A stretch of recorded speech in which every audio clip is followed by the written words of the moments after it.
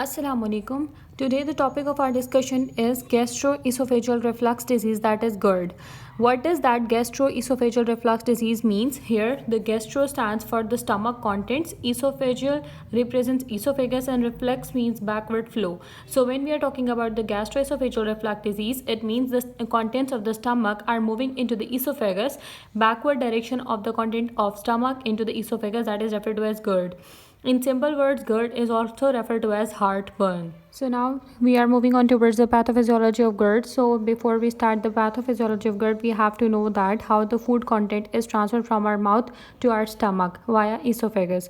So whenever there is a bolus which is transferred to our stomach via swallowing, so when there is swallowing, lower esophageal sphincter opens and that allows the bolus to move into the stomach. So what is basically reflux? Normally followed by the esophageal peristaltic waves that efficiently clear the gullet, clear alkaline saliva and neutralizes the residual aces and symptoms that do not occur.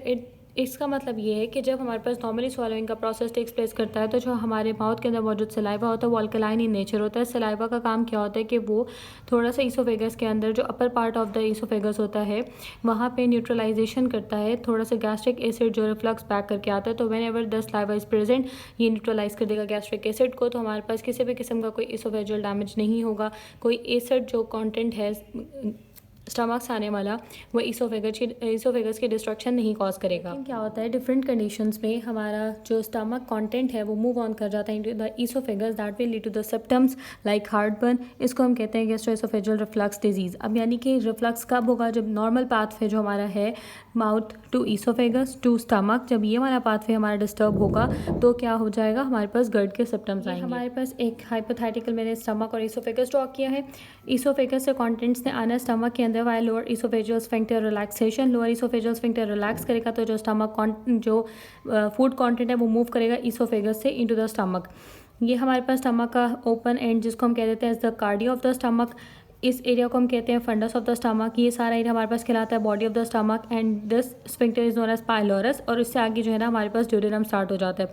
तो हमारे पास क्या है, oesophagus और stomach के दरमियान एक angle है जो हमारे पास प्रेफर कर रहा है कॉन्टेंट ऑफ द माउथ को, बॉलस को प्रोमोट करे कि वो ईसोफेगस से मूव ऑन करे किधर स्टमक की तरफ. ये जो एंगल होता है इसको हम रेफर करते हैं to as the lesser curvature of the stomach. और ये जो हमारे पास लार्ज कर्वेचर है इसको हम रेफर करते हैं as the greater curvature of the stomach. तो GERD बेसिकली कब डेवलप होता है, जब हमारे पास जो गैस्ट्रिक कॉन्टेंट्स हैं वो मूव ऑन कर जाते हैं ईसोफेगस के अंदर. जब जो गैस्ट्रिक कॉन्टेंट्स होते हैं वो एसिडिक इन नेचर होते हैं, जबकि जो ईसोफेगस होता है वो अल्कलाइन नेचर होती है, वो न्यूट्रलाइज होता है. तो फिर जब भी ऐसा होगा कि गैस्ट्रिक कॉन्टेंट्स मूव ऑन करेंगे इनटू द ईसोफेगस, उनकी एसिडिटी ज़्यादा होगी तो वो लीड करेंगे towards the destruction of the mucosa of oesophagus, जिससे हमारे पास डिफरेंट कंडीशंस होंगी. लाइक हमारे पास ईसोफेजाइटिस हो सकता है, inflammation of the esophageal mucosa हो सकता है, that will lead to further symptoms that will lead to dysphagia, that is difficulty in swallowing, that will lead to painful swallowing or dinophagia.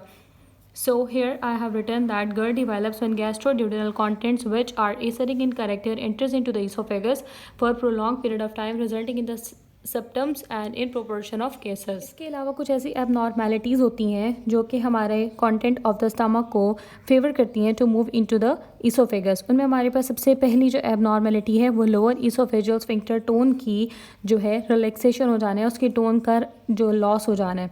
जब lower oesophageal sphincter tone का reduce हो जाएगी, sphincter relax रहेगा, तो क्या होगा कि जो गैस्ट्रिक कॉन्टेंट्स हैं वो मूव बैक करके आ जाएंगे ईसोफेगस में. नॉर्मली स्वॉलोइंग के रिस्पॉन्स में जो है स्फिंक्टर रिलैक्स करता है, लेकिन अब यहाँ पे क्या होगा कि टोन उसकी रिड्यूस है स्फिंक्टर की, तो स्फिंक्टर खुद ही रिलैक्स किया हुआ होगा, तो जो गैस्ट्रिक कॉन्टेंट्स हैं वो मूव बैक करेंगे into the oesophagus. Same thing when lower oesophageal sphincter relax, उसकी टोन डिक्रीज है, स्फिंक्टर रिलैक्स हुआ है, कंटेंट ऑफ द स्टमक जो है वो मूव करें बैक इनटू द ईसोफेगस. और ये कब होगा, जब हमारे पास इंट्रा एब्डोमिनल प्रेशर भी राइज करेगा. इंट्रा एब्डोमिनल प्रेशर किन केसेस में राइज करेगा ये हम फर्दर आगे डिस्कस करेंगे. एबनॉर्मेलिटी जो हम डिस्कस करेंगे इन केस ऑफ GERD जो कि लीड करेगी टुवर्ड्स GERD, उसमें क्या होता है कि ये जो हमारा ईसोफेगस होता है और स्टमक के दौरान जो हमारा एक एंगल बन रहा होता है, यहाँ पे मौजूद होता है डायफ्राम, जहाँ ईसोफेगस टर्मिनेट करता है और जो स्टमक है वो कंटिन्यू करता है. स्टमक स्टार्ट होता है तो इस एंगल पे हमारे पास मौजूद होता है डायाफ्राम, ठीक है।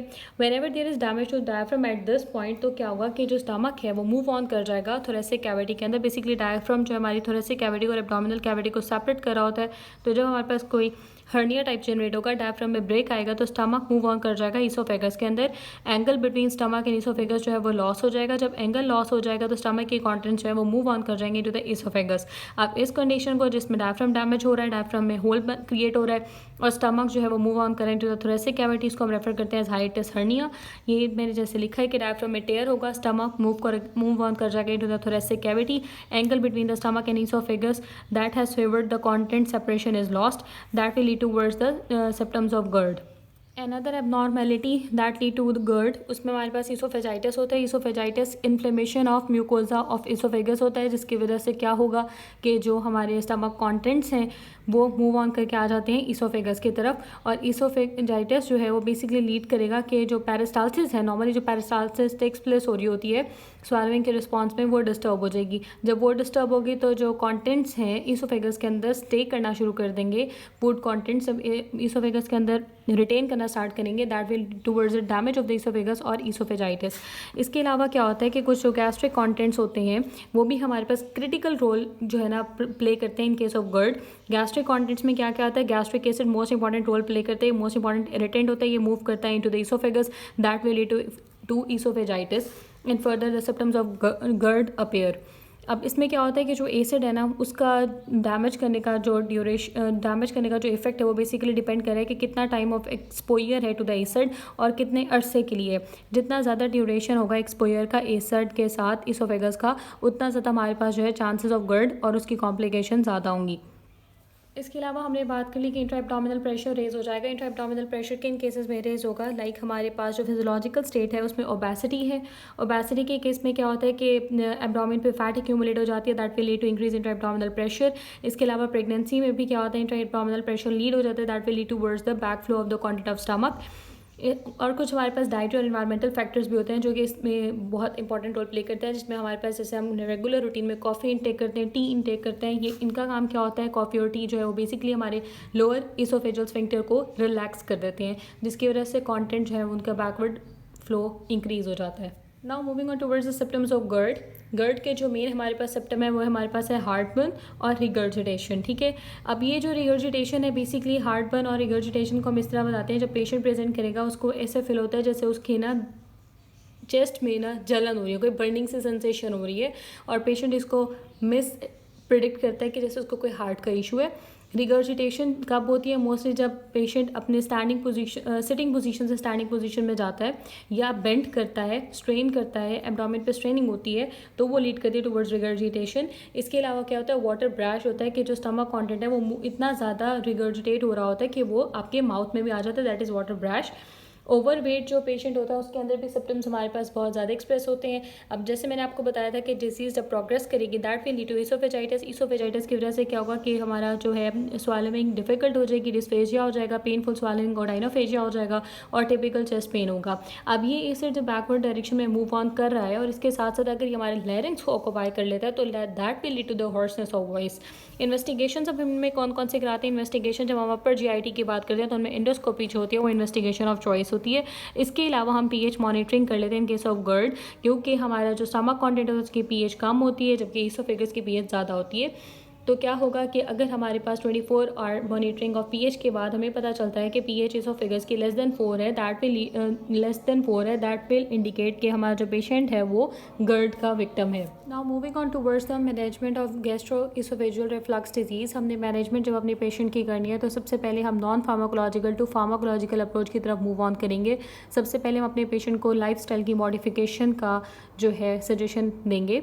उस पर ये होगा कि अगर हमारा पेशेंट ओबेस है तो हम उसको एडवाइस करेंगे कि वो अपना वेट लूज़ करे ताकि इंट्रा एब्डोमिनल प्रेशर जो राइज हुआ है ड्यू टू हिज ओबेसिटी वो भी कम हो जाए। इसके अलावा हमें मालूम है कि कैफ़ीन है, टी है, अल्कोहल इनटेक है, निकोटीन है, ये सब क्या करते हैं, लोअर ईसोफेजियल स्फिंक्टर टोन को रिड्यूस करते हैं, उसको रिलैक्स कराते हैं। तो हम अपने पेशेंट को एडवाइस करेंगे कि वो अपनी डाइट में से इन तमाम चीज़ों को अवॉइड करे। इसके अलावा जब हम फार्माकोलॉजिकल मेजर्स की तरफ मूव ऑन करेंगे तो हम डायरेक्टली प्रोटॉन पंप इनहिबिटर्स की तरफ नहीं मूव ऑन करेंगे, हम ग्रेजुअली जो है स्टेप वाइज मूव ऑन करेंगे। हम सबसे पहले जो एसिड इतना ज़्यादा इसोफेगस के अंदर आ चुका है, एसिड इतनी ज़्यादा प्रोडक्शन हो चुकी है, हम उस प्रोड्यूस्ड एसिड को न्यूट्रलाइज करेंगे।